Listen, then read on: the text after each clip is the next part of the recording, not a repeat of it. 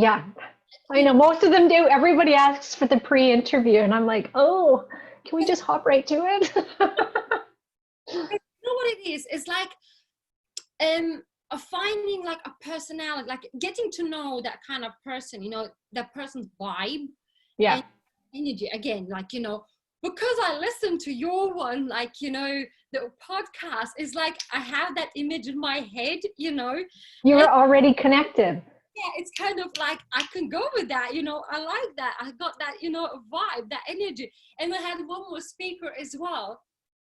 She's the sexual, so like sex expert, so like intimacy expert, like Oh, because who is it? she Alana Pratt. Oh, no, okay. I just had one on I just interviewed another sexpert, Suzanne Brayton. You should reach out for Alana Pratt. She's amazing. Oh my god, like she doesn't do as well a pre-interview. She likes it as it goes, like and Same, she's yeah. quite well known because she worked with Alanis Morissette and she worked with the Whoopi Goldberg. And the Cool. way she, like, I think that was most like bizarre interview, but I loved it. I know, so was mine. This lady was so funny. She was like, the first thing she said on air was, I gotta tell you, Karen, because of COVID-19, I had it. She's like, I haven't had sex for over a month. And I was like, okay, here we go. Oh, listen to this. She was saying, right, that she has an altar in, because she's like very like superstitious and like the holistic one, like the natural, like she has an altar in her office, right? Yeah. Which is fine. Like I think that like people who into yoga and like meditation. Yes, I like altars. Yeah. I don't have one, but I like them. Yeah, so and then she goes on air as well on interviewing. She goes, oh, by the way, this is where I keep my vibrator. Oh my gosh. Oh, that's so awesome. I know it's so like these. Yeah, I think that's great. I was like, of course, what else are you gonna keep your vibrator? Of course, you're going to have your vibrator on your altar. Of course. Where else would it be? Before she goes, we were talking about the dates, like overweight people go dating, insecurities and all that, right? And she goes, oh, and by the way, before everyone's going on the first date, I suggest everyone to masturbate. That's so funny. Oh my And I'm gosh. like, and this is like, she did, like, I didn't know she's going to say these things, Yeah, right? yeah. Made it, like, her energy is hilarious because I listened to her, she's got YouTube channel, right? Okay. I listened to her YouTube channel, so I got the vibe, and I knew it that it's gonna be like, it's gonna be like she doesn't want the questions, like she wants, No, like me she doesn't, neither. Yeah. she wants, as it goes, she wants. Yes. Yeah. Off the cuff. I was like, fine, but some people like, maybe, she goes, no, no, no, her assistant goes, no, she's fine. I was like, okay. And then like, we would start talking. She's absolutely lovely. She is the Oh, I character. love that. Okay. I am going to reach out to her for sure because I love those. I love them. And just to have somebody that you know is a good speaker and that wants to talk off the cuff. And because with my podcast, I of course have to reach out to people and I'll have a list of questions every single time I get this. I do my research. I have this long list of questions, and 99.9% of the time, I never look at them. But it's just in case, like my backup, in case this person, because I've had the odd one in the last couple of years who were horrible people to interview, and they just like gave these, one sentence answers, Yeah, and I then would stop. one as well. Like I did to one questions to one speaker, and she came back and she freaked out. She goes, well, no, this is the science, like, and she's sort of the nutritionist coach, and I asked like about to talk about the fats and the protein. She goes, oh, this is the science research. I'm not, that I'm like a full, I didn't say, but I feel like you nutritionist coach, right? So but she actually focusing on how to teach other nutritionists to become a coaches, so Oh, like, yeah. And it was like she turned up, like, I'm dreading for that video. She turned up like she's heavily pregnant, and she literally was in a like spaghetti sleeves, like a vest, basically braless, and her hair was like half wet. She just came out from the shower, and she was sitting like on the bouncing ball because she's pregnant, right? And this was interview for her was in the morning. And when she like, I turn it on, like, so she comes up and I'm like, I'm with the curls in my hair, like, you know, and I'm like, Yes. oh my God, like you represent, like, I don't care, right? Come on. But Yeah, you but represent still.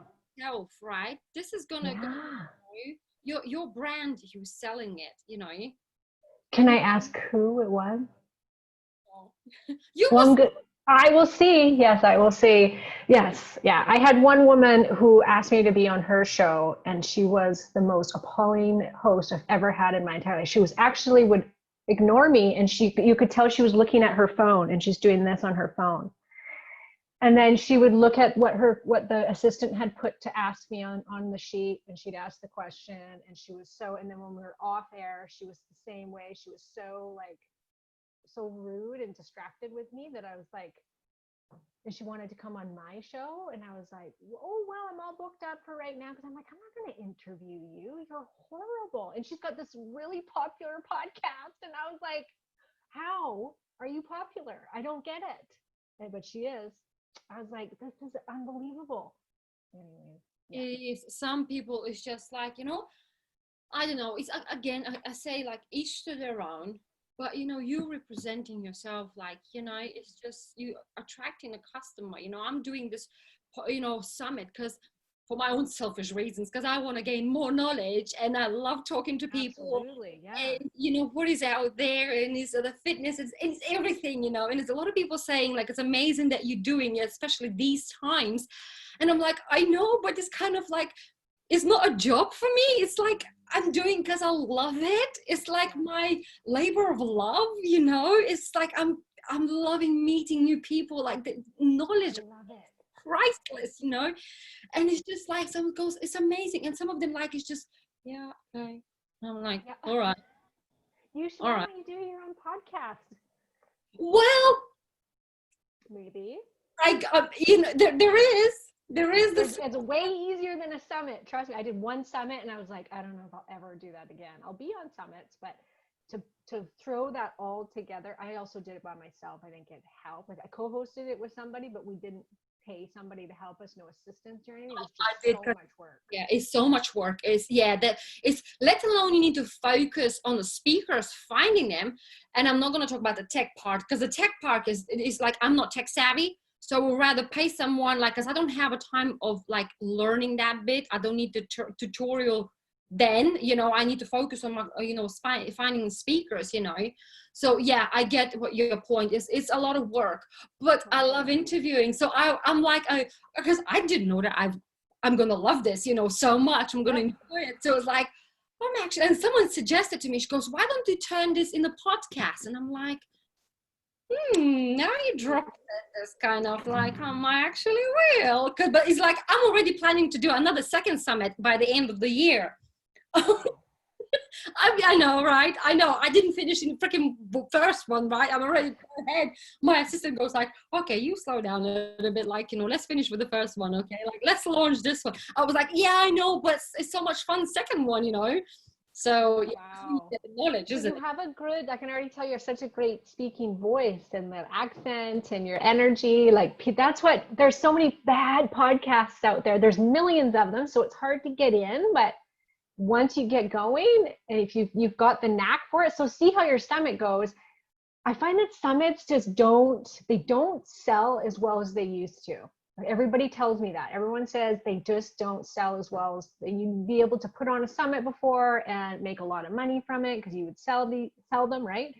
Mm-hmm. And because it's just there's so many out there right now, people are just saying it's just not quite what it used to be.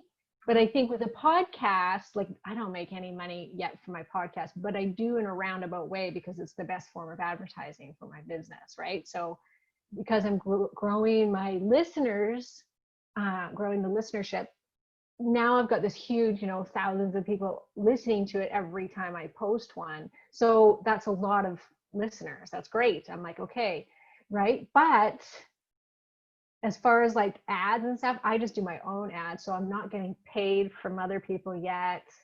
So you do this so you put in your couple hours a week to do your podcast. But like you, I get to learn, I get to choose who I learn from. I love talking to people. So for me, it's like it's probably my favorite part of my job is the podcast. So I think you would be the same. So you know your podcast basically are they the speakers are they talking like for free? Yeah, always 100%. Oh, okay, I because think one day that's going to change because there's so many podcasts now that one day I could see that people will start to charge for it, especially the bigger people. But I for the mean, summit. what's that? They do for the summit because some of them I reach out and they Oh, want to pay speakers. They oh, don't want really? they don't want to waste their time. No more. Wow. So Because it's like those guys are so big, they don't need the audience, right? For me, it has been on other podcasts over the last couple of years has exploded my business. And by far, like I don't do Facebook ads anymore, nothing. I am just on regular podcasts out there. And every time I do a podcast, I get a huge flux of people come in.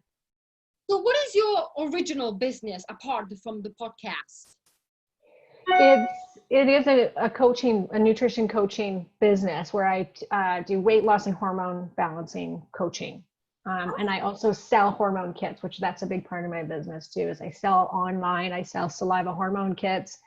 So that's where the majority of my, I have a membership that's a monthly membership that's a weight loss, meal planning, hormone program that just is ongoing. It's been going for 4 years. Usually have about 100 members in that. So that's just like, I don't have to, everything's already done in that. I just show up every couple of weeks to do a bi-weekly coaching session and to do some online stuff with them. So there's that income. Then I have my coaching income, which I've shrunk down because it takes up too much time and it's not where my energy wants to be, but I still do it. Usually a couple sessions a week, but that's it. And then I have a supplement store and I sell hormone kits. So I have a little of everything. So money I don't get anything directly from my podcast. I just get the listeners and for my own purposes, I love it. So I learn. Yeah, but this is kind of, I know it's a shame. Like, don't you have that feeling? Like when you think it's a shame that you don't get the money from it, but you're most enjoying it of doing that. Yeah. But if you get big enough, you can make a lot of money from it. I had one girl who started hers before podcasts were really popular, but she's younger than I am, and her husband started it. It's the Ultimate Health podcast, and that's what her and her husband, that is their sole income. But they have like 1 million followers, 1 million downloads on every episode, so they just get sponsorship. So if you can get bigger, then you can reach out to people, and there's companies that you can, like right now I could start advertising. You need over 1,000 downloads per episode to start making money from other ads. So you can go into these companies where they run it all for you. You just put your stuff in there, and then people can come in and say, I want to advertise on this girl's podcast because it's similar to what I do. And they get a short little 10-second clip at the beginning of my show with their ad, and every time somebody clicks on that ad, I could make money from it. But it's really small, like it's like $1 or something. Like it's not much, like not even that. It's probably like 30 cents or something. Like it's so minuscule that you'd have to have thousands and thousands of downloads, and I'm only averaging probably about 2,000 right now per episode. So for me, it's like I'd rather use that airtime for my advertising. So until I get to like maybe 5,000 an episode, I don't think it'd be worth it. But I think that's going to happen fast. Amazing. If you can grow fast, it's amazing, Yeah. All right. Okay, let's do it. Because I have a 12 o'clock, so. We talk after as well. Okay. I'm just going to make sure, right? You can hear me okay? Mm-hmm. All right. Hello, my name is Jantara, and I want to welcome you to Reinvent Your Body series. How to create your best health, stop yo-yo dieting, and lose weight for good. Today's my guest is lovely Karen Martel. Hello, Karen. Welcome to the show. Thanks for having me. I'm so excited to do this. It's right up my alley, everything you just said. So I'm excited to be here. Amazing. Would you mind introducing yourself a little bit? Yeah, you bet. So I'm Karen Martel. I'm a certified transformational nutrition coach who specializes in helping women to break through weight loss resistance and balance their hormones. So that kind of, they get to a certain age and suddenly what was working isn't working anymore. And that's where I come in.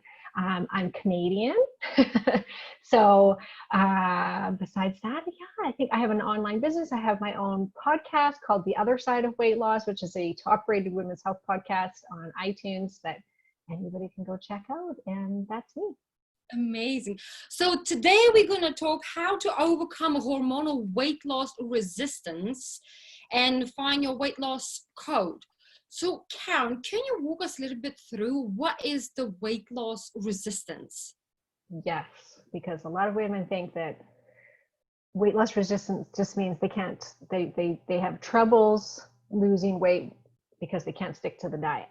But it's not that. Weight loss resistance is more about those women that are actually, most of them are eating really well or quite well. They're eating, whole foods diet. Maybe they're doing low carb, keto, paleo, they're fasting, they're exercising, and yet they cannot lose weight. Or maybe in the beginning when they first switched over to that diet, they might have lost 5-10 pounds, but then it stopped. Yeah. This is weight loss resistance, where you are actually doing what's right and the weight's not coming off. And we're actually seeing more and more of this. Maybe out there. well, maybe one of them. Yeah, I'm one of them for sure. I was one of them. let's carry on, right? Yes. And so this happened to me after my second child, which is very common after having children for this to happen to women, especially if you have children at an older age. So I was 37 when I had my second child, and it happened then, but it also happened in a different way when I was 33 when I had my first kid. So over both of them, I had weight loss resistance that I had to get rid of both times in a different way because I was at two different ages. So, but both of them were hormone related, but different hormones. So this is very common, but I was doing everything right, especially after my first kid. I was working out like crazy. I was trying every diet there was, truly, like you name it, I tried it. I did the Atkins, I was raw, I was vegetarian, I was vegan, I did cleanses and detoxes. I got a trainer. I was working out super hard, like 5-6 days a week. I was trying to be a runner, thinking that was the answer. And yet I kept gaining weight, and I was at the heaviest I'd ever been. And I was like, what is going on? How could I possibly be gaining weight when I'm exercising this much? And at 33, if I'd gone to my doctor and said, this is happening, they would not have believed that I was eating as well as I was. And I truly, truly was, and yet kept gaining weight. And so I went kind of on a mission of, I need to help myself, because nobody's going to believe me that I can't lose weight and that I actually am eating well and I am exercising. And so I went on like a hunt of what is going on in my system. And I ended up going to a naturopath and getting my hormones checked and discovering that my hormones were really out of balance. And at that time, it was cortisol and I had estrogen dominance. So my cortisol was really low and my estrogen was really high, and it was stopping my body from losing weight. And so I had to fix that, and it took some time. I fixed it. I also found the right diet to go with that hormone imbalance, which at the time was a paleo-based diet. And 10 years I was at a perfect weight, never had any problems. It was amazing. And I went on this mission to help other women fix similar problems. And then my second child came along at 37, and the same thing happened. It was about a year after I had him. Everything had been, great. I'd lost all the baby weight, but then I suddenly started to gain it again. And so this time I went and had my hormones checked right away, thinking, okay, there's a problem here. I started progesterone because it was really low, dropped 10 pounds within a month. I discovered that I also was hypothyroid, so I had to get on some thyroid medication. And so this has been like my ride. And then recently I started going through perimenopause, and they all got messed up again, and I gained weight. And so now I've recovered from that as well. So these three like pivotal moments in my life where my hormones just went nutso on me. And this is happening to so many women, and they don't know because we're being told out there in social media and mainstream media that it's, hormones don't get messed up till you're in your 50s. Yeah, I was 42 when I went into perimenopause, like full-blown perimenopause. Looked like I was almost in menopause. They were so bad. So I've always been very sensitive to these hormone fluctuations. And there's so many women that are going through the same thing. So what is the most common causes of it apart that? Yeah. So the most common cause of the weight loss resistance is definitely aging, unfortunately, right? But we're seeing it at this much earlier age. So on average, we're seeing it at around 38 is when women will just suddenly they'll just put on maybe 5 pounds, and it's usually in the belly, and their periods maybe start to get worse, or their PMS starts to increase. And so it's just subtle, but you're like, oh. And so you do the usual of, okay, well, I better calorie cut and I better exercise more, but it doesn't work. And you're like, what? But I've been keto for 6 months and I've only lost 2 pounds, or, I hear this all the time, or I've been fasting, I've been doing what everybody tells me to do, and it's not happening. And so at 38, early 40s, we start to see a decline in progesterone and an increase usually in cortisol, which is just this perfect little storm for weight loss resistance. And it just starts to get worse from there. But that's the most common when I look at women's hormone imbalances. So when it's low progesterone, it means you're usually estrogen dominant, because estrogen doesn't drop until you're usually in your later 40s, early 50s. So we see the decline in progesterone, which makes you estrogen dominant. So even if you have normal levels of estrogen, in comparison to the progesterone, it's out of balance, which causes weight in the middle, causes weight on your hips and your butt. You start to have more anxiety, you start to have insomnia, and you start to just not be able to lose the weight. And then with the cortisol, which is a stress hormone, we tend to be more sensitive to stress as we age. So, when you're in your 20s, your early 30s, you feel like you can just do it all. You've got the babies, the toddler, you've got the marriage, or you've got a full-time job, and you're doing this full-on juggling act, and you feel like you feel fine. It's like, well, this is what everybody else is doing. I'm totally okay with it. But then when progesterone starts to drop, well, progesterone helps you to make cortisol. It's a precursor to make that stress hormone. So your progesterone goes down. Now suddenly you're going to be really sensitive to this cortisol output, which is stress. So you can just think of it, that same stress level that used to be totally okay to your body, it's not okay anymore. And you can't handle it. And so it goes into this preservation mode and starts to hold on to all the fat, especially starts to put it on in your belly. Oh, wow. So, okay, so what is it like when it comes to food, right? What can we eat to avoid that maybe? So I always say food has to be what comes first, because for some women, it is just a shift in diet that will help them to recover from that hormonal imbalance. But most of all, it's going to just stop the body from gaining more weight while you work on the hormones. And so what's most important, okay, cool. Sorry. Go for it. Okay. So one of the best things, of course, and we've all heard this a million times now, is good fats, because good fats make cholesterol, and cholesterol is the top of the chain of making your hormones. So good cholesterol will make hormones. So if you're in this crazy low fat still era, it may be like my mom, but there's still a lot of people that still think low fat's okay. No. But most people don't. Most people nowadays, keto is like the number one diet in the world right now. So we all know, okay, good fats are good. But good fats, very important to make those hormones. So making sure you get those in with every serving, no matter what healthy diet you've chosen to eat, is going to be key. But you don't want to mix high fat with high carb. That's a recipe for weight gain. You don't want to go too low carb for too long and start fasting all the time, because of that cortisol sensitivity that's happening. And we also start to see the thyroid slow down as we age as well. And going too low carb, too much fasting, too much keto will affect that. And I used to always suggest I put 1 million women on a keto diet. I thought it was so amazing. But I started realizing after a couple of years that it was short-term amazing.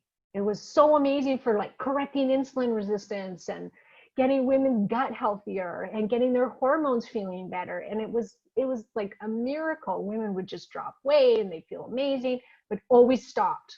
The results stopped. With every single person I worked with, it was like, I lost 20 pounds in my first month and then it stopped, or my first 3 months and then it stopped.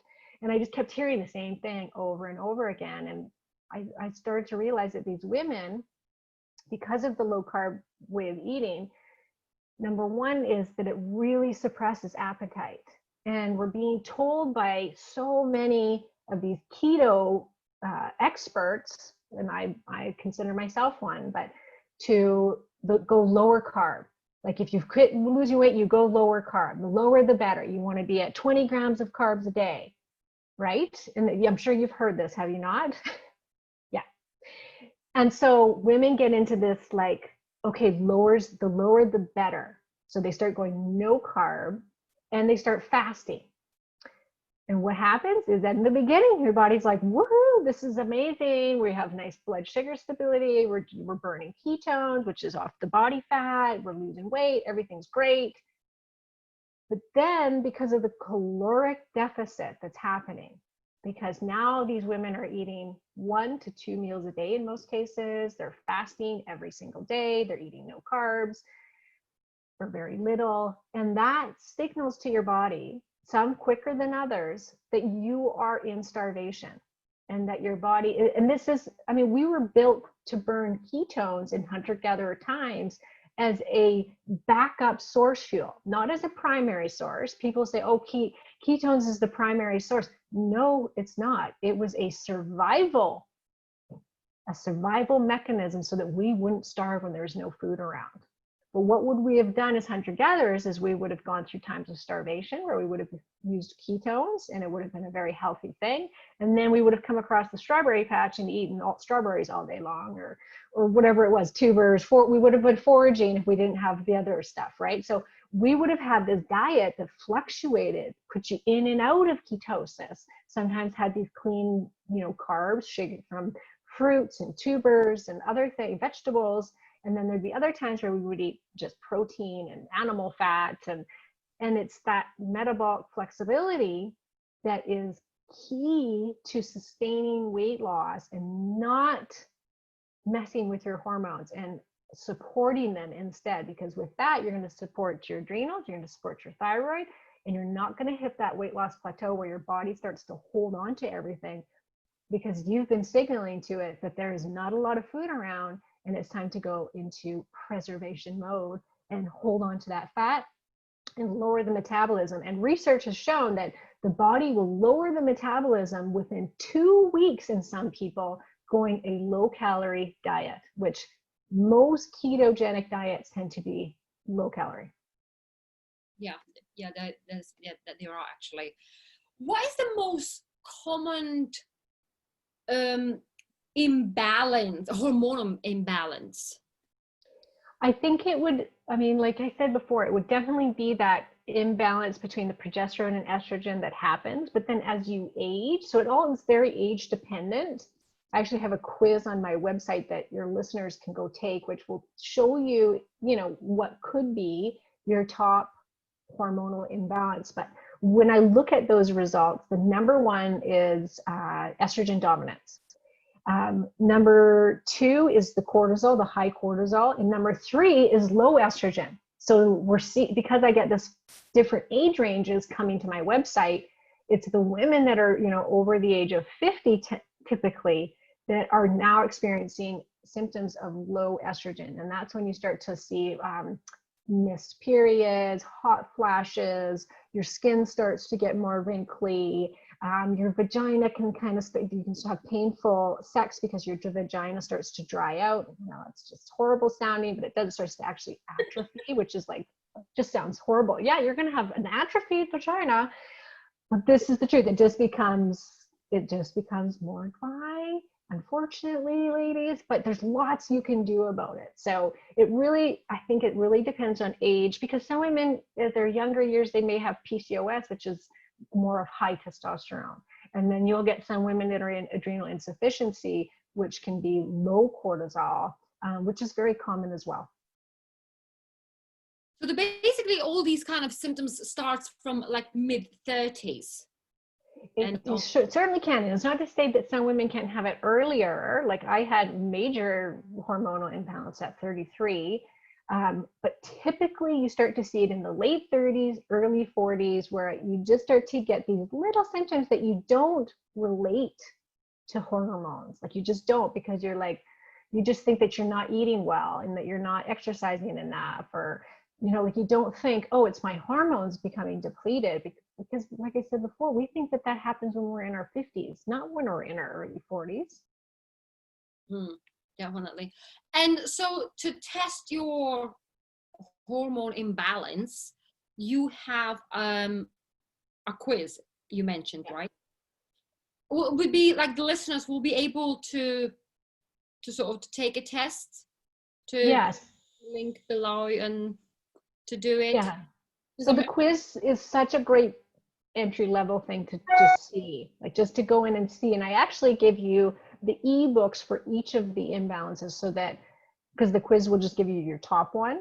Yeah. But I give you all the ebooks so that you can kind of go in and read through them and say, is this me as well? Because most imbalances, they don't just happen, it's not just low estrogen, very rarely, or just high estrogen. There's always going to be other imbalances that may not be as severe, but they all work in tandem together. So there tends to be lots of dysfunction throughout these. There's these 7 main hormones that you see start to become irregular. So starting there is great.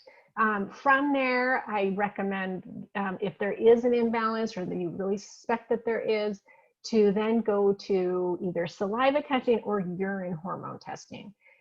Both of those are the most accurate way to test your hormone levels, because they test something called unbound hormones.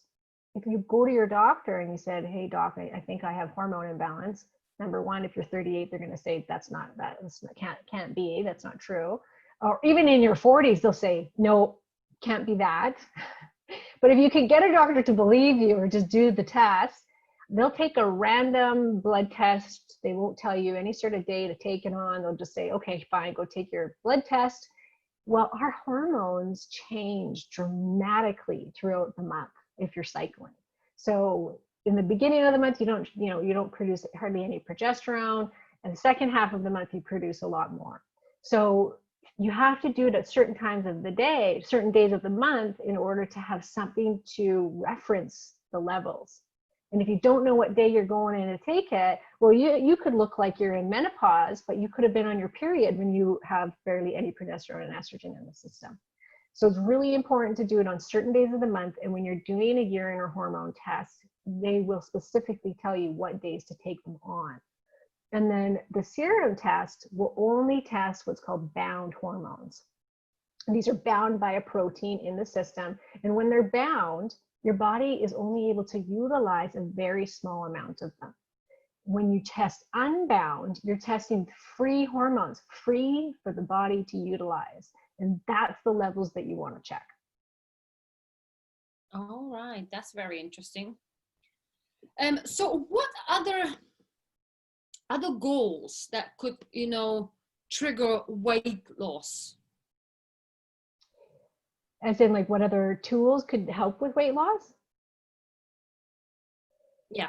So besides the hormone imbalance, of course, which is still hormones, but stress, we've heard so much about stress reduction these days and self-care and how important it is, but it really, really is. Like, if I see anything impact a woman's weight, is getting the stress under control as she ages, and not doing as much and putting so much on her plate, and start asking for help, and really start paying attention to what she wants. Like, I really believe in from 20 to 40, you're really paying attention to what everybody else wants, not what you want. You go out, you get the job, the career, you want to get married, you want to have kids. These are your priorities. And then after 40, it's like, what about me? And so it's really an important time for women to go within and say, okay, what do I want in my life? Like my whole life up to this point has usually been about everybody else's well-being.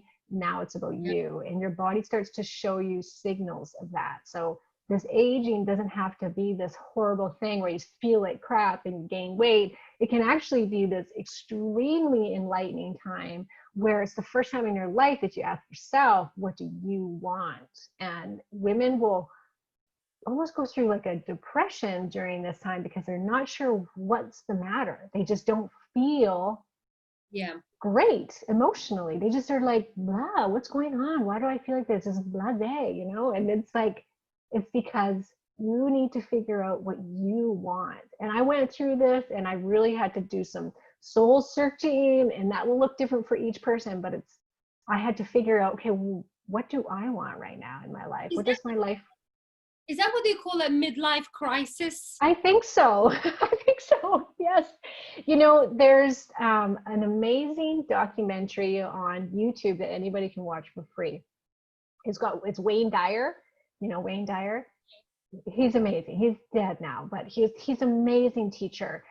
He did this movie where he stars as himself in it. So it's not a documentary, but he stars as himself in this cheesy movie. It's really cheesy, but it's so good, and everybody should watch it if they're going through this.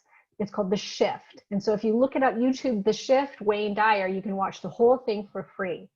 And he explains it just beautifully, how we go through these. I think there's 4 shifts that are like emotional and spiritual that we go through in our life, both men and women, and we both have totally different shifts. And so this is a shift, what starts to happen. And men, it's a whole different thing at this age, but it's the midlife crisis for sure. Oh my goodness me, definitely. What else goes into finding weight loss code? Yeah.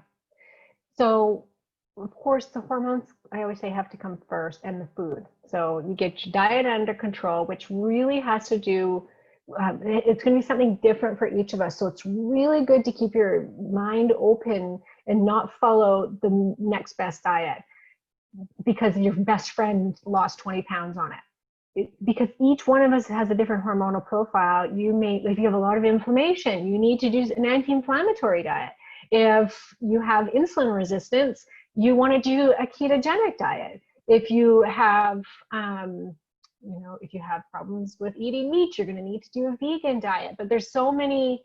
You need to find what's going to work for you and your body type, and that's going to look different for each of us. I definitely lean towards primal-based diets because I see them work the best. But I think that you have to be open-minded to tweaking it and to understanding your body, its likes and dislikes. Do you do well on fasting? Like if you have a hypothyroid problem and low cortisol, you don't want to be fasting and going into ketosis all the time because it'll make it worse. So you really have to say, okay, what's best for me? And actually, as part of my quiz, I will recommend, depending on what your result was, I will recommend what I think is the best diet for that hormonal imbalance. So you get those 2 under control. You got to get the stress under control. And then a part of the weight loss code is, of course, exercise. What exercise is going to be best for you? Once again, if you've got hypothyroidism and you've got adrenal fatigue, you should not be doing Orange Theory or HIIT classes or boot camps, which we all think we have to do.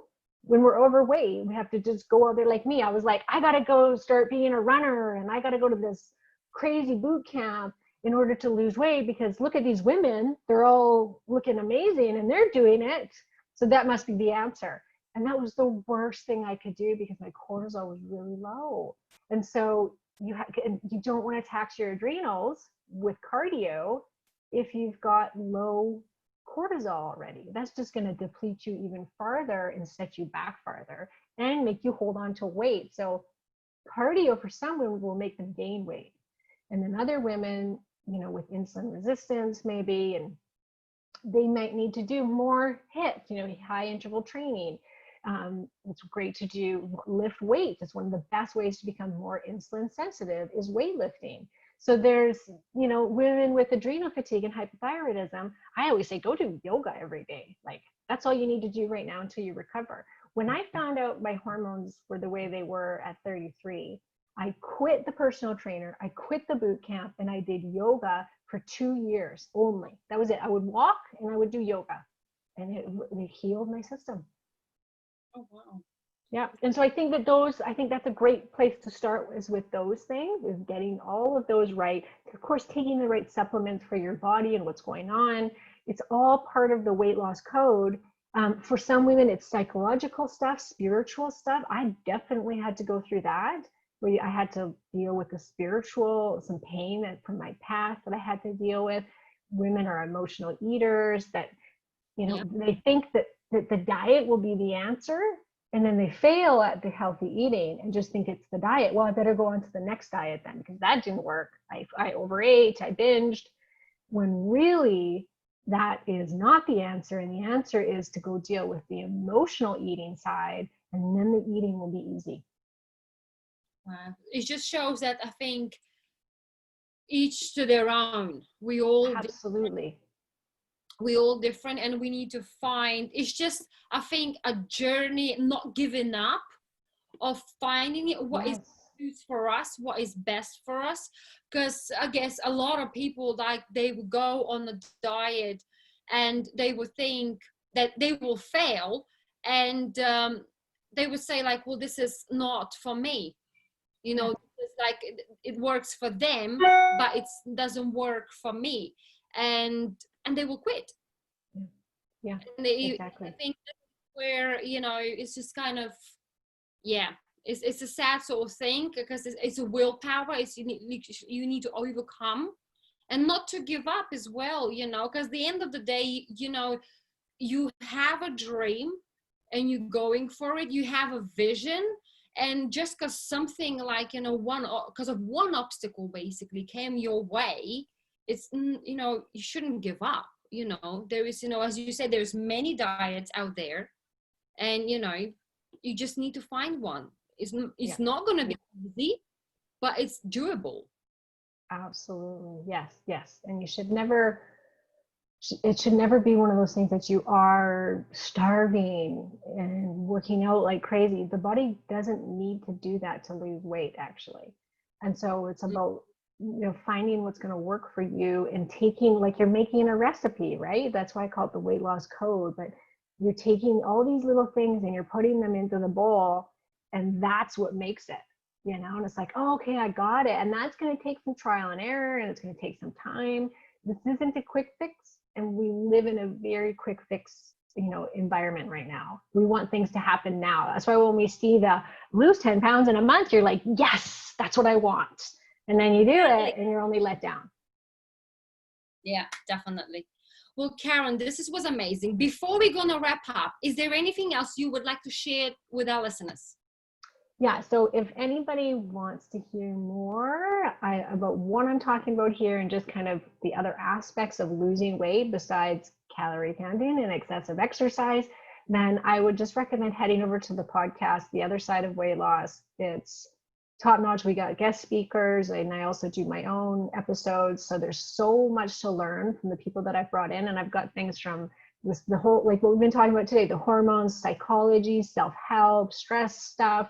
There's kind of a little bit of everything to help women figure out what their code is. Definitely. Well, thank you so much. It was a pleasure talking to you, Karen. Thanks for having me. My pleasure. And to our listeners, thank you for watching, and I see you in the next episode. Have a good day.